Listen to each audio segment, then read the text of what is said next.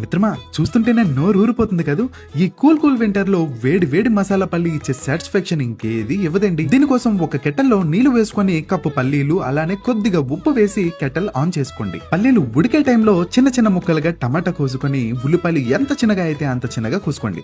పచ్చిమిర్చి గుండెగా కోసి, కొత్తిమీర తరుగుకొని, ఒక నిమ్మకాయని అడ్డంగా కోసి పక్కన పెట్టండి. పల్లీల్లో ప్రోటీన్ ఉండడం వల్ల డైట్ చేసే వాళ్ళకే కాకుండా పిల్లలకి స్నాక్ లా కావాలన్నా హ్యాపీగా చేసి పెట్టొచ్చు. పల్లీలు బాగా ఉడికిన తర్వాత ఒక బౌల్లో వేడి వేడి పల్లీలను వేసి చిన్న ముక్కలుగా కోసుకున్న ఉల్లిపాయలు, టమాటో, పచ్చిమిర్చి, కొత్తిమీర వేసేయండి. ఇప్పుడు రుచికి సరిపడా ఉప్పు, కొద్దిగా కారం, మిరియాల పొడి, చాట్ మసాలా వేసేయండి. చివర్లో నిమ్మకాయ పిండి కలుపుకొని తింటే ఉంటాదండి.